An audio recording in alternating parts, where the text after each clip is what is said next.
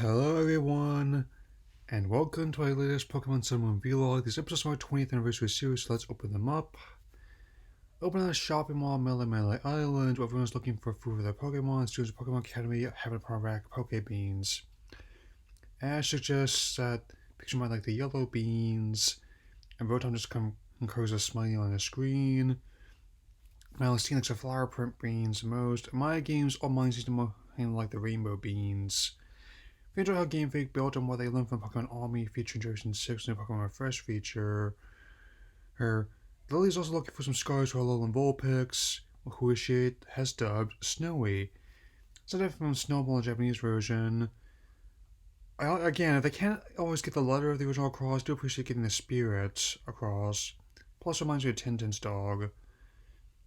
As Ash continues browsing, Kiao and Sophocles just looks like Lily's having fun. Are they? Honshu first. Anyway, the next stop is store known as the Little Sunrise, but then Kiao remembers his free time on the farm. Sophocles has to go water flowers back home, and even Rose says it's almost time for Lola to touch Lucky. Ash asks if he can just DVR it, but Rotom does insists a true fan watches live and DVRs over Leo viewings. Ah, the wonders of the modern age. Stratus bros a combination of Jarvis and Siri off. Ash Peter roped in a trip of Mallow, Marlena, and Lily. Combination and his relationship status we set to it's complicated. After the opening theme, we see the first part entire partner promises. Amidst all the shopping, one of the keepers tells Ash about a secluded island nearby, which lets him and Pikachu borrow her kayak to take a visit just as it goes from the shop. Making landfall at Treasure Island, Ash Pikachu set off and decides to exploring the place. The simple joys of exploration. Since the air in Japan, so how to commemorate 20th anniversary series original airing, no joke. Love these episodes and we could tell more in a moment. Just a little bit like Crabble sparring when Ash looks on. I don't know why, but this just amuses me. I may have a problem with the humorous tone like some other people. There are some bits that confuse me. One example is right apparently sneezing when Ash mentions him on the island. I know this gags people from other series, but personally don't get it. Not quite as confusing me as Yokai Watch, which is what Abraham allegedly competed with, but I'm not sure what the joke even is in this instance. Amidst the field of flowers, Ash bestow at the reef of another comfey, while Cutie Fly Frog in the background. Ash and Pikachu explore the island, they come across a herd of Alolan Exeggutor. I must say, the art stuff like isn't as bad as many Treasure Series would have let on. I like all the little details you see when you pause the episode at just the right moment. They really mind about Western style animation all that much, so my favorite many other anime resemble Western series such as One Piece, Cowboy Bebop, and the Big O. After a brief scare with the Exeggutor, Ash then begins climbing all over them and swimming in a secret lake. As Ash and Pikachu lie together on the beach, I'm glad that I've finally gotten to look at the special. I'll tell you more reasons why in the next half. To celebrate 20 years on the air, delaying children on the heart. I think as simple as young man reforming his goal and showing it was a new line of his best friend's truly Lily's lineage. Then, Session Pikachu take a nap on the beach, they get a rude awakening infestation of Whippod. And Big Goose will be happy, especially as one of them climbs on Ash's leg and the other one steals a goodie bag.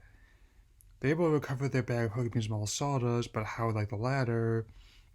After Ash's clothes rather than swim earlier, he and Pikachu decide to head back to Melee Island. However, before they leave, they notice a Wimpod that has gotten left behind by the pack is trapped in a cave. Before he goes, Ash decides to help get it out and get it back to its comrades. He does get a bit messed up trying to scale the cliffs. I do like his idealism, his backwards hat and all. That's close to what I wanted. My head can't have him, as well as my play crazy low Asian games heavily influenced by Alexa, Bill, and Ted. So Rowlet falling off the cliff of Kukui's lab when Ash mentions him. Again, I don't really get this bit. Maybe it's something that's also translation on me, but I usually don't get the idea of people talking about me when I'm not around, much less shocking me awake. Ash advised the plan to get the Wimpod out of the cave, with the help of one of the Exeggutor from before, and to get in the cave from the top, so Pikachu can clear out the blogger's Iron Tail. After that, Wimpod's able to turn on the others, see just as night falls. Before Ash goes back to the Melemite Island, however, the Guardian of Call Island appears overhead, Tapu Lele. As a way of celebrating milestone 20 years on the air, partner plans to do it to kick off the festivities if such an achievement were called for. The series is officially the longest running TV series based on a video game ever.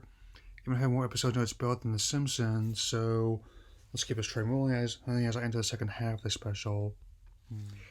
The second half begins with Ash picking Rotom decks, picking groceries in town.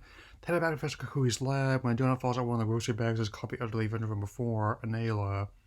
Wonder if they got any rice balls. Anyway, the vendor tries to return the donut, but Litton snatches it and runs off.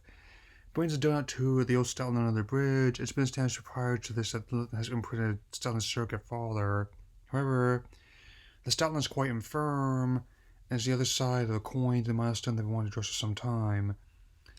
Now, this episode is aired, is entitled One Journey Ends, Another Begins. Apparently, someone didn't impress the will be skipped due to such a matter even though the events are a part of the series overall.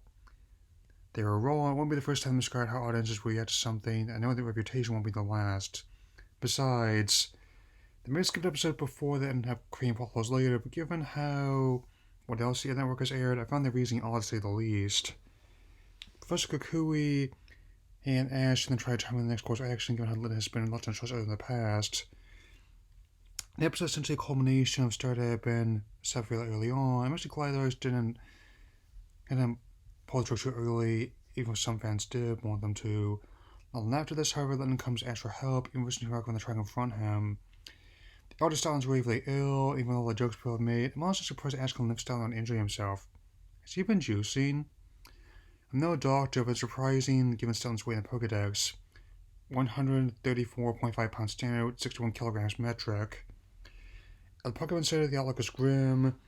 Elder Stalin's hooked up to an IV and EKG. Even though it's not where it sits, having implied that he's dying. In his waiting moments, Stalin does manage to pass on his technique of fire being Letton as a parting gift to him. Then, as night falls, Letton falls asleep beside the elder Stoutland. The first part is special on the idealistic side is only just part doing the same for the more emotional side. Letton's dream is also the image of Stoutland in the sky, and from this point forward, the episode takes a turn away from the tone that had been established before. As morning comes, comes the falling rain, the leaves falling in the old tree, and the couch Stoutland is using as a bed, caving in on itself, making it very clear that Stoutland is gone. There have been Pokemon sacrificed myself before since Latios and Lucario. This marks the first time in the anime that Pokemon die natural causes. Today, Stoutland died on Alola. Moreover, the episode is surprisingly fit of exploring the concept we for loss of a loved one. Death typically is not a common subject matter for a kid anime, but the episode does make a bit of use downplaying more idealistic elements are common before and using a more muted color palette for these scenes living in normally bright environments. Notably, its optimism and bright colors don't return the episode's state nuance. Even Team Rocket can't break themselves to try on their schemes. The point where they usually come in at Beware can tell Jessie seems to be out there upset by this matter and trying to console them about it. Dialogue also minimal at best, something glad pleased the double attained. Tricky, but many times where the story can be told without having to explain within the audience, and simply having the animation and gentle music advance the plot. Days go by, and after a battle between Letton and Pikachu help reignite Letton's fighting spirit, Ash is finally able to capture Letton, having joined his family as they look toward a new future of a hearty supply of berries. So as Meowth watches the whole thing from the bridge, they close on a rainbow, and the other Stoutland has a cloud in the sky. Feel free to pull one out for the other Stoutland if you got it. Yeah.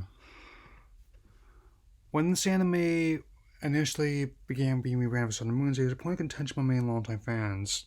While some like me were on board, others were stubbornly divided. Even though some fans simply were interested in how the style and time varies much in the XY series to regard as one of the best songs of recent years, others were much more vocal in their disappointments.